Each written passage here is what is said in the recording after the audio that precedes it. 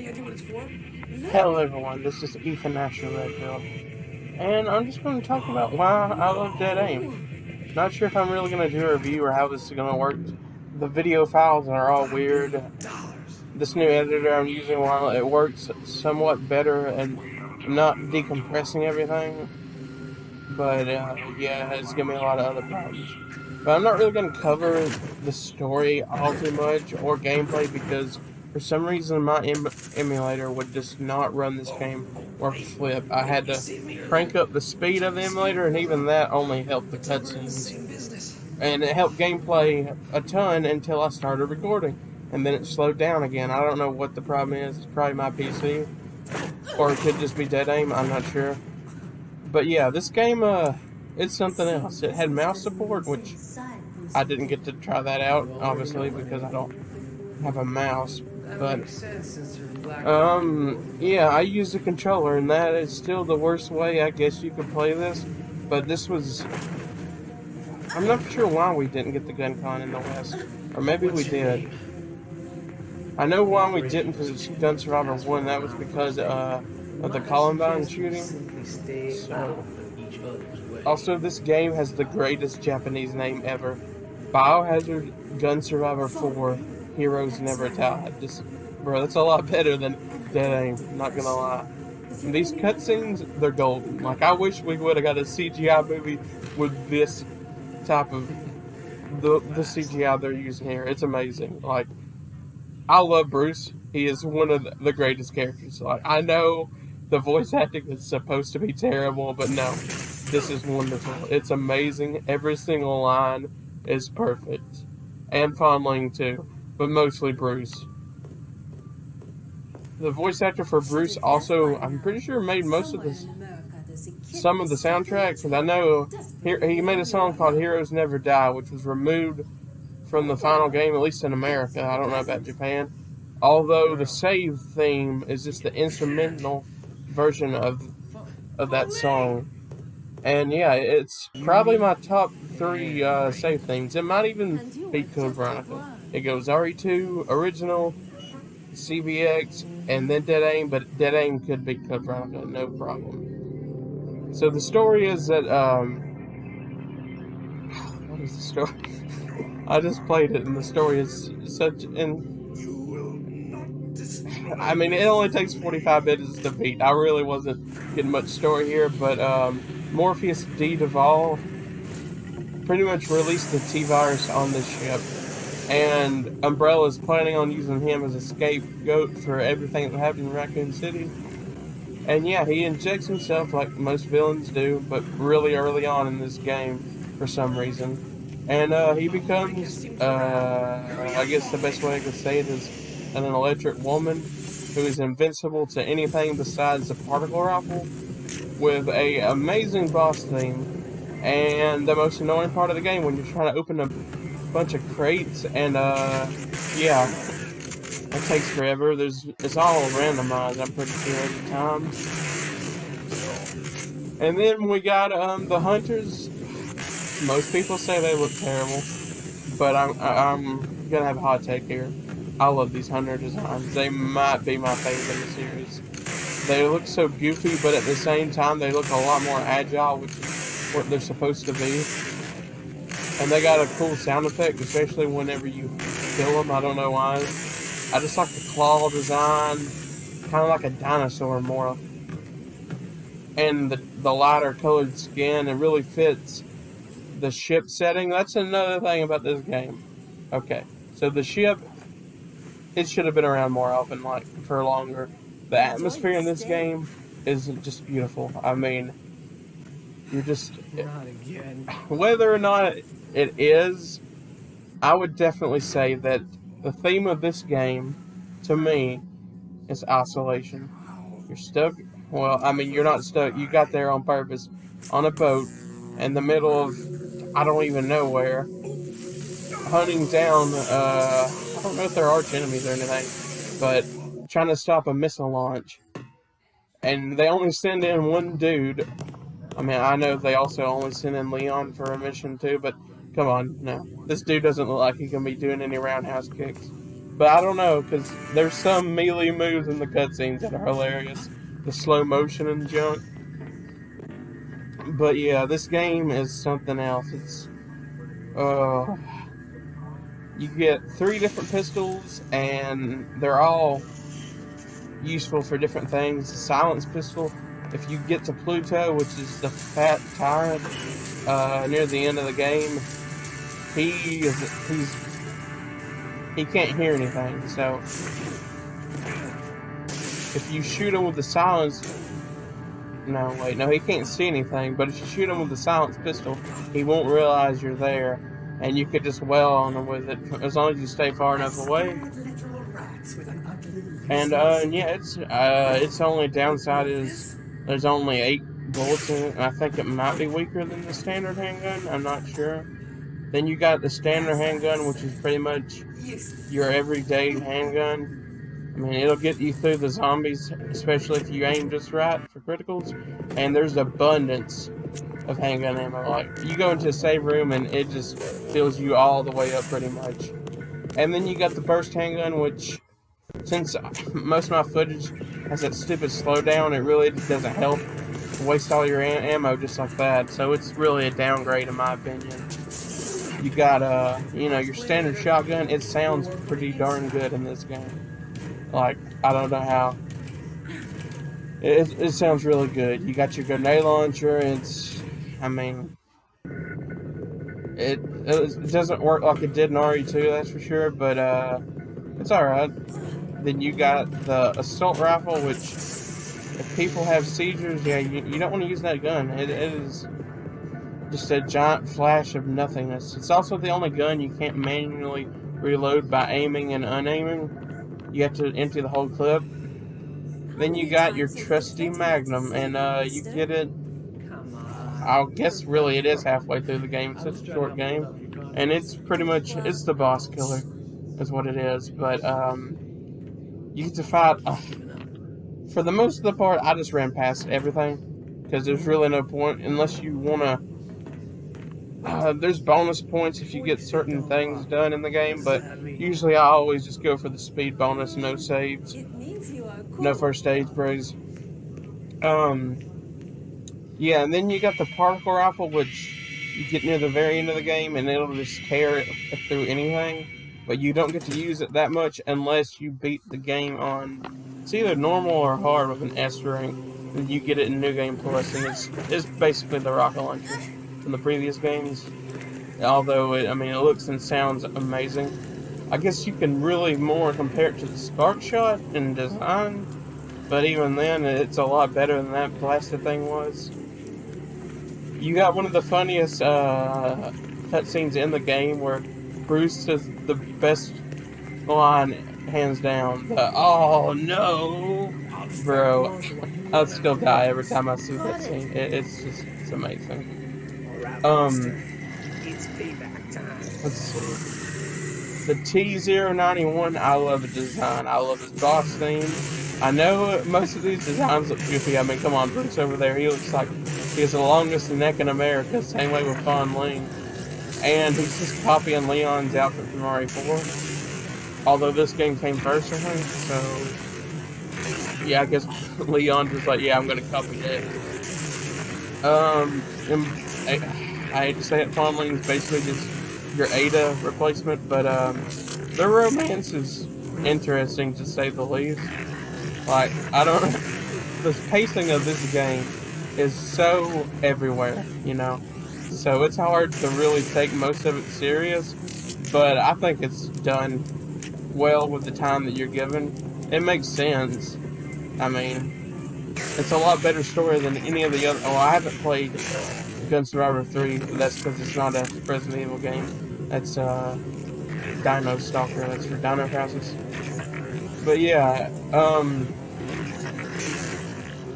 for the T091, you're supposed to hit the thing on his back, but since my PC or this emulator just kept doing a slowdown, I just shot him from the front for the most of the fight, and he'll eventually go down if you're lucky enough.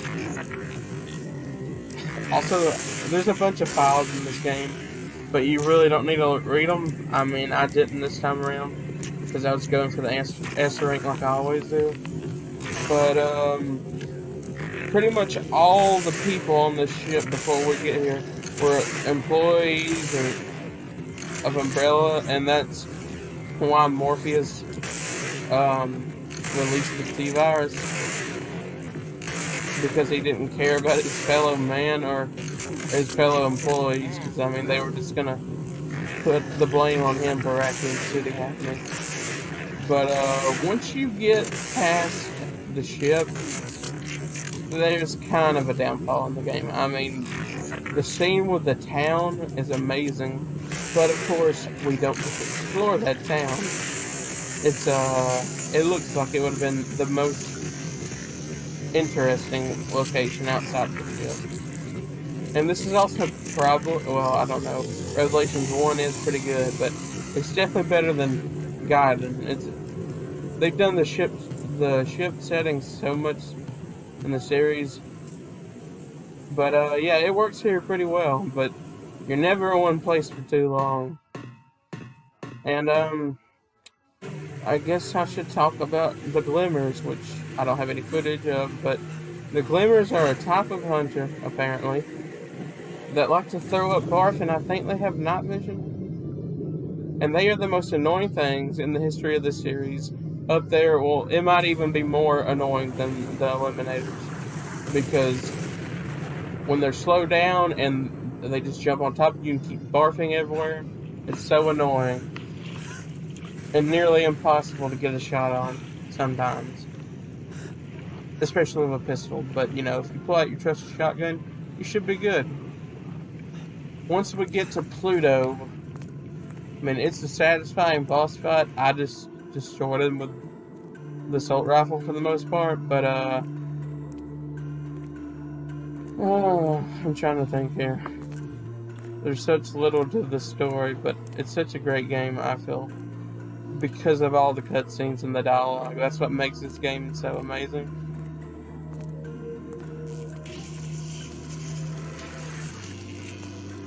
This is also the first time I've ever tried to record a script, so it's not going to be perfect.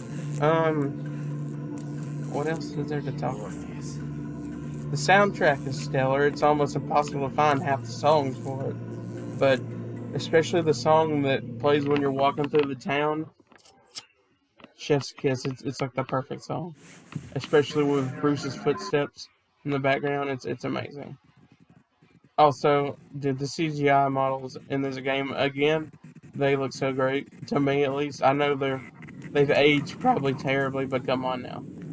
So just look at this town in the background here, it's amazing. It's something else. This scene right here is why I wanted a CGI movie in this art style. I mean, come on. Just imagine getting to explore this place. It would have been so cool. Not sure what we would have done here. Maybe find some keys at least to go into the sewer. Or, well, this game calls it the waterways, but it's still pretty much a sewer.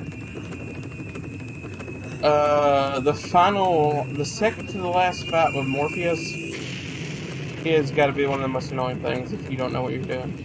Because having to dodge him with slowdown happening, oh man, it hurts. It just hurts. This is about the only way I could explain it. It's just terrible. It's very painful to go through. Also, for some reason, China wants to just, kill Fan Ling because she's expendable. And then Bruce, without even telling her why, just pulls out a knife and cuts part of her skin off to remove the tracking device. I mean, come on, dude, that's gotta hurt. But she acts like it's no big deal. I'm like, bruh, no, come on now. Not even their best agent, which makes you. But luckily they don't actually show us him doing that. That'd probably been a little bit too weird. I'll continue my mission. Morpheus will live up to his end of the deal. I'm really trying to think here. This game is so weird. Also, the music in this scene that goes bum bum ba-num ba-num bum bum ba-num ba-num is one of the greatest things. songs I've ever heard in a Resident Evil game. Unfortunately, it's very short, and it's covered up by dialogue, but I mean, it's a great listen. But it's also impossible to find whatever the song is called. The YouTuber, maybe if I remember, I'll link him. I'll put a link down below, maybe. But he has all the songs throughout the game. But for this one, and for the one in the town, he did his best with whoever it was. But you could still kind of hear the voices in the background, and it's like static picture, so it's hard to hear the song. But it's a great song. It's bum bum bum bum bum bum.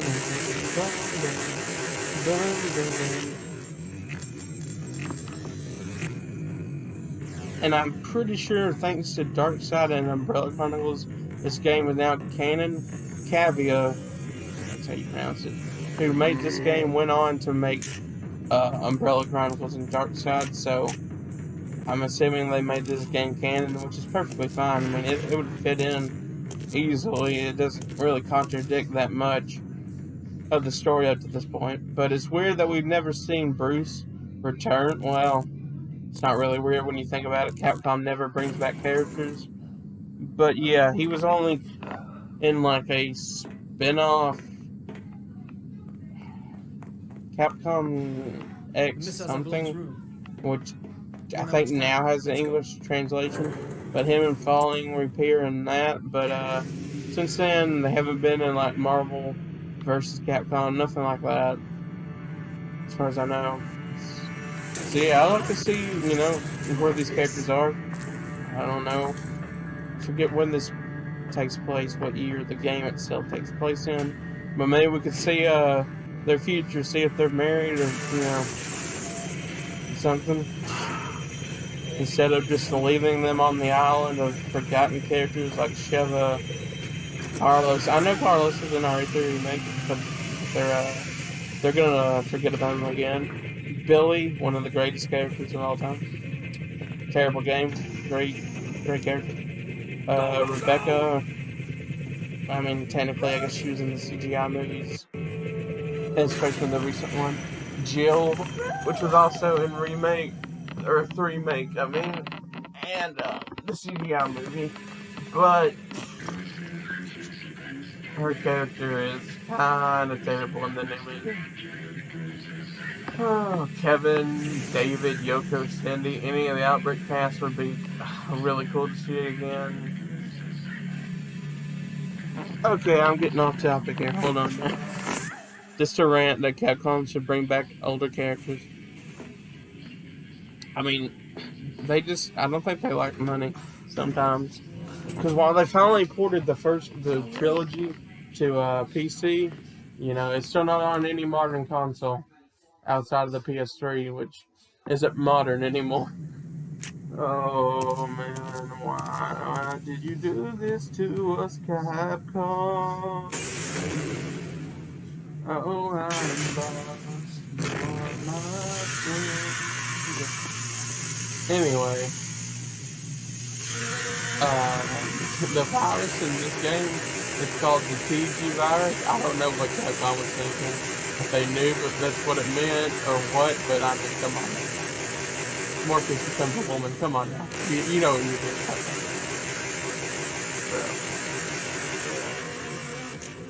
Oh, me.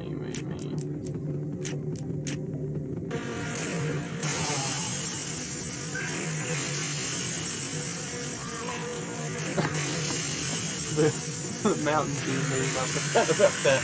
With Bruce on his arm, I'm sad that his neck being on change. Oh my god. And then, we get the best sneak attack ever from Morpheus right here coming back. Don't know how he did it, but those hills somehow became silent. We don't know how the... Holy!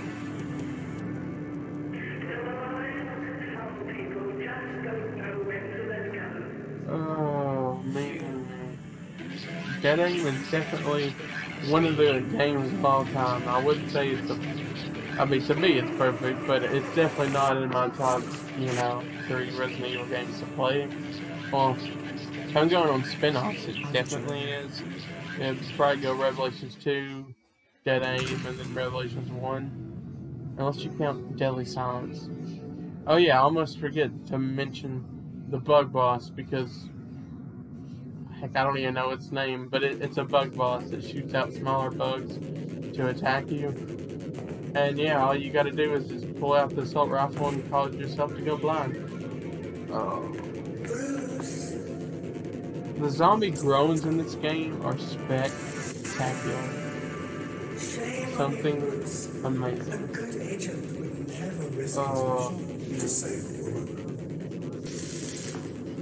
As you can see, I'm not too great at this. I don't really like my voice, and you know, that's why I haven't really done anything involving my voice for recording. I just don't like it.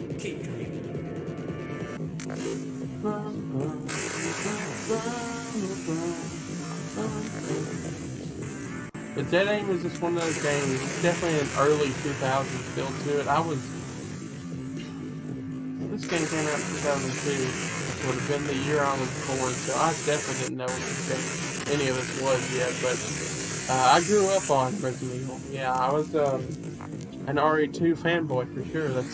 I strictly only played Leon A all the time. I was too scared to play as player because of Easter eggs. And I've never liked RE3 Remake. I mean, RE3 Original, I never liked it. It's just such a downgrade in my opinion in every way. And RE1 especially is too. But the remake and Deadly Silence, because Deadly Silence is a lot better pace. And the quick knife. But yeah, I've been a fan of the series for as long as I can think of.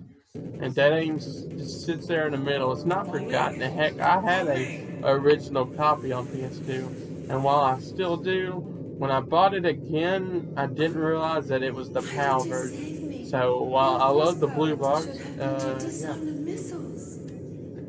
Never met as a woman. it does not work on my PS2 because obviously it's not made for an American PS2. So yeah, that was real disheartening, and at that point I just didn't want to return it because it's pretty cool to have one, I guess. It's too complicated. I don't know. Never make it to the missile silo in time. I'll just watch on this monitor and navigate you through.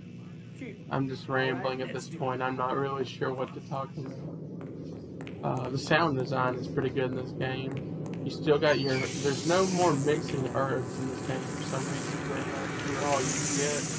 And, herbal medicine. And first aid sprays.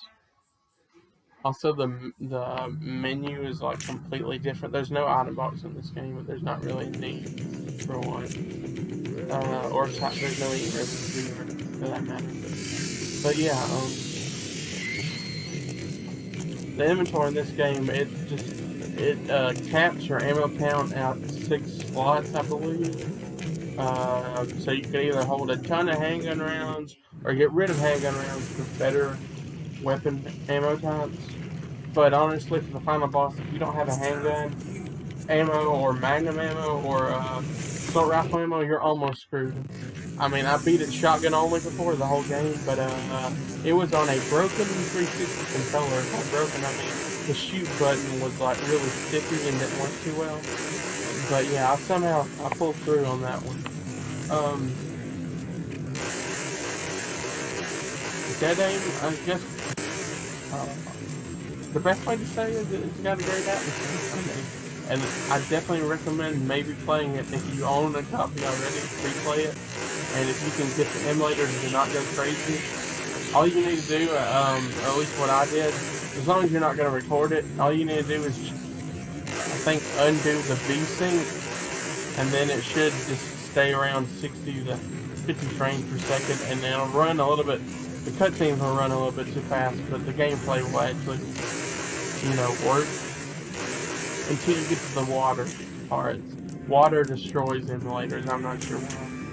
I guess it's all the effects that have to be done. Oh yeah, you can also fight torpedo kids in the water. I almost forgot about them because it's just a forgettable enemy. They spawn out of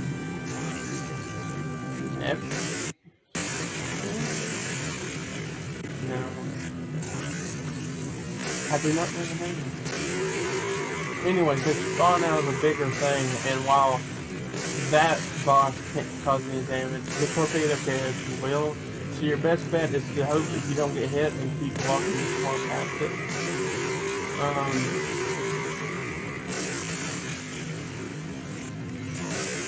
Also, this has to be, this and Survival 1, probably this one even more so, has to be the easiest Esper you can ever get in a franchise. Like, without even trying. All you gotta do is, like, beat the game in under an hour, and, no save, and no first save spray.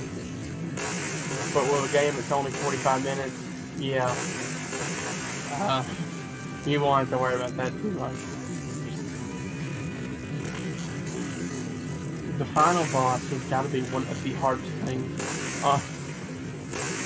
with a controller, because man, it is so hard to aim, and it's an insta kill, and it requires precise aiming with a time limit over and over, and when they're slowed down, oh man. I don't know. We also get one of the best lines in the game. Sorry, but my dance card is dude, that is perfect. And then, the first cannon, they bone, I'm pretty sure at the end of the game pretty sure they do it. Which is probably like the first, besides Barry having a daughter, canon actual romance in the series that goes somewhere. I know Leon's and Ada's doesn't really go anywhere, to be honest. It's the will they, won't they kind of thing. But no, they just get straight to the point here, which is fine. Also, this has got to be one of the funniest looking final boss designs ever. It's just a goofy green blob of nothingness. Or, well, it's more brownish, but still. No, I'm going home. I belong to China. I'm not sure that there's anything left that I can think of to talk about. It's a great game. I definitely recommend playing it if you have a way to. And, yeah. Stay Frosty Gamers. That was not in your dossier. I'll see you in the next one, which will probably be something to do with Dragon Ball. And if this does well, which it probably may or may not, I might do more of the reviews, or it's not really a review, it's why I love the game so much. And, yeah, if it does well, I might do more, I don't know. Anyways, stay frosty. And I'll see you all next time.